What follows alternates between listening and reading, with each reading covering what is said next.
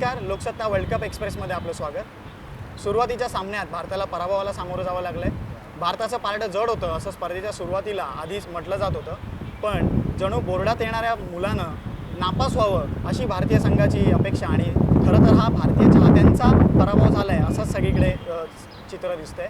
तर या पराभवाची नेमकी कारणं काय होती, आपलं नेमकं कुठे चुकलं यावर आपण आज बोलणार आहोत। आपल्यासोबत आहेत मुंबईतील जाणते प्रशिक्षक संगम लाड। नमस्कार सर। नमस्कार।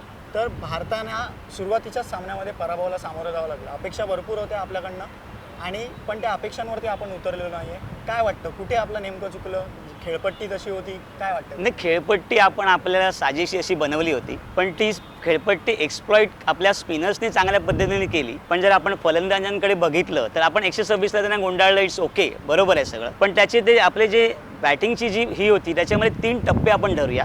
पहिल्या 5 ओव्हरचा जो टप्पा जर तुम्ही बघाल तर त्याच्यामध्ये रोहित शर्माचा जो आउट होण्याचा जो प्रकार होता तो मला अतिशय चुकीचा वाटला। कारण जेव्हा आपला left arm spinner Rajendra Jadeja एवढे बॉल वळवतो आहे तर समोरचा खेळाडू पण तेवढाच बॉल वळवणारा होता आणि तू ज्या कॅज्युअल अंदाजाने पुढे गेला आणि त्याने आपली विकेट फेकली तो अतिशय चुकीचा असा त्याचा म्हणजे मला फटका वाटला आणि तेव्हापासून आपल्या त्या डिबॅकलला सुरुवात झाली। त्याच्यानंतर जर तुम्ही पुढच्या विकेट बघितल्या तर जो सुरेश रैना आउट झाला आहे किंवा आपण विचार करूया की विराट कोहली जरी आउट झालाय, कारण पहिलाच बॉल तुम्ही एखाद्या स्पिनरचा खेळता तर तुम्ही एकदम डायरेक्ट कॅज्युअली तसं खेळू शकत नाही, कळलं की नाही? विराट कोहलीने पहिल्याच बॉलला जो शोधीला शॉट खेळला आहे तो खेळण्याची काही गरज नव्हती। आपण पहिल्यांदा जरा बॉलरला बघायला पाहिजे होतं आणि नंतर तुमचे शॉट्स खेळायला सुरुवात केली। पहिली असं मला वाटतं की कॅज्युअल अप्रोच, त्याच्यानंतर जो थोडासा असं की असं म्हणजे इझी घेतली मॅच असं वाटायला लागलं, पण नंतर जर तुम्ही बघायला गेलात की त्यामुळे एकदम ढेपाळल्यासारखं वाटायला लागलं। म्हणजे 3 वेगवेगळे टप्पे होते कालच्या याच्यामध्ये आणि अशी स्टेज आली की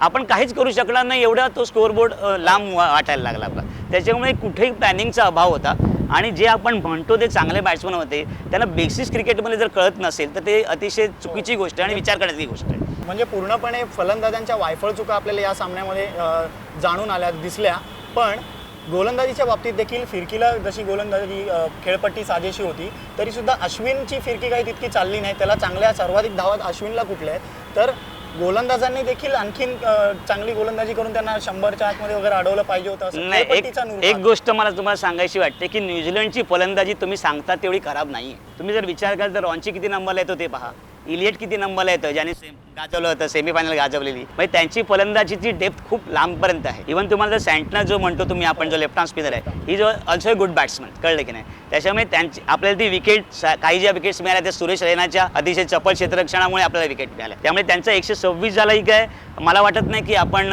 म्हणजे त्यातल्या त्यात चांगली कामगिरी केली की 126 मध्ये आपण गुंडाळले, कळले की नाही? कारण 126 एवढी कमी टोटल, भले किती तुम्ही खेळपट्टीला दोष द्या पण त्यांची फलंदाजी एवढी चांगली होती की ते आरामात तेवढे रन्स करू शकले असते। त्याच्यामुळे त्यांनी आपल्याला काही बोनस दिलेले आहेत, त्यांनी पण काहीतरी चुकीचे शॉट खेळले, त्यामुळे आपल्याला हा पूर्णपणे विन विन सिच्युएशन असताना सुद्धा आपल्या गलथान म्हणजे एकंदर तुमचा माइंडसेट सुरुवातीला असा होता की तुम्ही एकदम इझी खेळायला गेलात, नंतर तुम्हाला असं टेन सिच्युएशनला तुम्हाला काहीच कळेनासं झालं।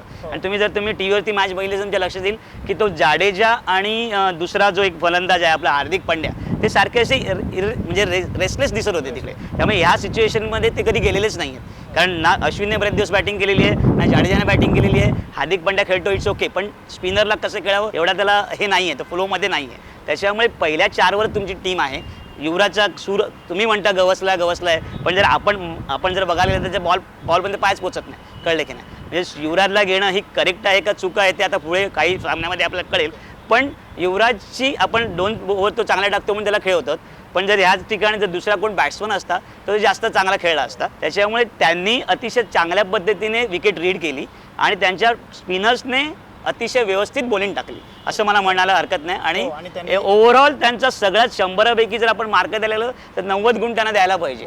अंडर प्रेशर असताना सुद्धा त्यांनी एवढं सगळं करून दाखवलेलं आहे, it's hats off to them. आणि त्यांनी खेळपट्टीचं व्यवस्थित नूर ओळखून 3 ॲब्सोल्युटली खेळवलं। हो ना, मग त्याला साऊदीला तुम्ही खेळवत नाही, बोल्टला जगातले चांगले बॉलर तुम्ही खेळवत नाही, याचा अर्थ त्यांना तो सेन्स आलाच होता, लगेच लक्षात आलं होतं की असं असं होणार आहे। पण ते जे नवीन नवखे बॉलर आहेत त्यांनी सुद्धा त्याला सोधी काय जास्त खेळत नाही, सोधीने पण त्याला रोज टू द ओकेजन म्हणतो ना, राईस टू द ओकेजन म्हणतो, त्याप्रमाणे त्याने केलं, त्यांना खरी तर आपण दाद द्यायला पाहिजे। पण आपण पण एक स्पिनर खेळवायला हवा होता आणखीन हरभजनच्या। नाही आपलं काही गरज नाही आहे, मला वाटत नाही की आपले बॅट्समन ढेपाळ आहेत, बॉलर्स इट्स ओके, 150 तर कुठच्याही विकेटवरती आपण करायलाच पाहिजे। 140 150 in Indian soil Indian wicket is not at all difficult target at all. अर्थात संगमलाड यांच्या म्हणण्यानुसार भारतीय फलंदाजांची चूक होती आणि ही चूक आपल्याला महागात पडली. त्यांनी वायफळ फटके मारण्याच्या नादात अति आत्मविश्वास त्यांना भोवला, असं एकंदर या पहिल्या सामन्यावरून आपल्याला पाहायला मिळते.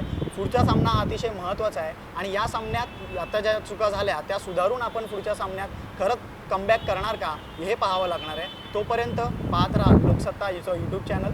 धन्यवाद.